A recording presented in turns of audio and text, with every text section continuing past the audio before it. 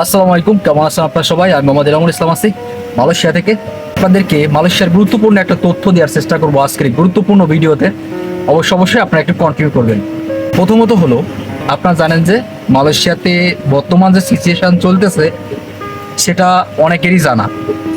এরই মাঝে মালয়েশিয়া কিন্তু আপনার বলছিল যে আসলে যে সকল সোর্স কান্ট্রি থেকে মালয়েশিয়া কর্মী আনে, যে সকল 13টি দেশ থেকে মালয়েশিয়া কর্মী আনে, সেই সকল দেশ থেকে মালয়েশিয়া পুনরায় কর্মী আনবে দুইটা সেক্টরে মাত্র।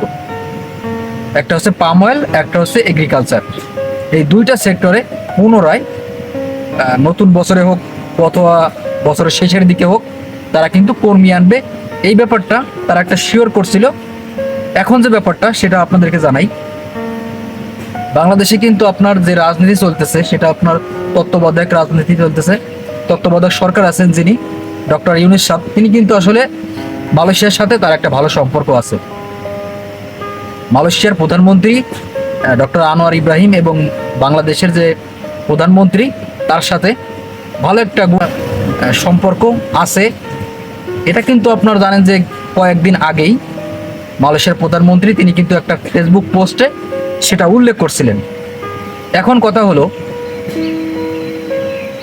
বর্তমান সময়ে মালয়েশিয়ার প্রধানমন্ত্রী তিনি কিন্তু ইন্ডিয়াতে অবস্থান করতেছেন। নরেন্দ্র মোদীর সাথে অলরেডি সাক্ষাৎ করছেন, দেখা করছেন।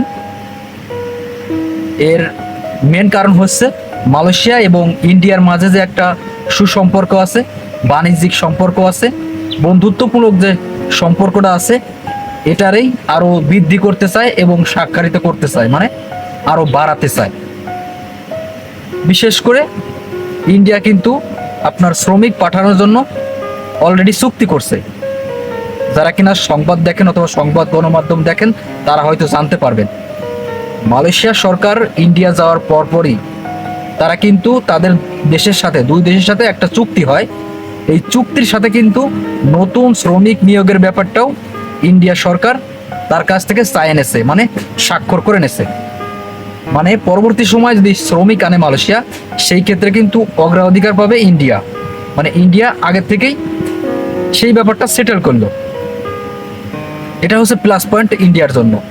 এখন আমি বাংলাদেশ সরকারকে বলতে চাই, যারা কিনা এখন পর্যন্ত সরকারের দায়িত্বে যারা পালন করতেছেন, যেহেতু মালয়েশিয়ার সাথে আপনাদের সুসম্পর্ক ভালো আছে, সেহেতু অবশ্যই খুব জরুরি যে খুব শীঘ্রই মালয়েশিয়া এবং বাংলাদেশের মাঝে এরকম একটা মিটিং হোক এবং তাদের মাঝে ব্যবসা হোক, বাণিজ্য হোক, শ্রমিক হোক, শ্রমিকদের নানান সমস্যা নিয়ে এই বিষয়গুলো তুলে ধরা হোক। তাহলে কি হবে, ইন্ডিয়ার মতো আমরাও সামনের দিকে এগিয়ে যাব এবং মালয়েশিয়া এবং বাংলাদেশের মাঝে সুসম্পর্ক তৈরি হবে। ভবিষ্যতে কর্মী আনার ব্যাপারটাও মালয়েশিয়া এবং বাংলাদেশের মাঝে এগিয়ে থাকবে।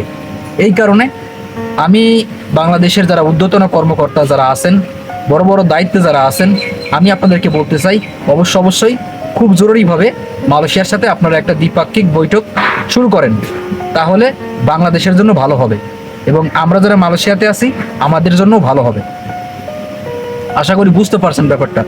আর অবশ্যই যারা কিনা মালয়েশিয়াতে আসতে চান, যারা মালয়েশিয়ার শুভাকাঙ্ক্ষী, অবশ্যই ভিডিওগুলো শেয়ার করে দেবেন যাতে ঊর্ধ্বতন কর্মকর্তা যারা আছেন তাদের নজরে আসে এই ব্যাপারগুলো। আশা করি বুঝতে পারছেন ব্যাপারটা। ধন্যবাদ সবাই, ভালো থাকবেন। দেখা হবে পরবর্তী কোনো ভিডিওতে এবং চ্যানেল নতুন হলে অবশ্যই চ্যানেলটি সাবস্ক্রাইব করে রাখবেন।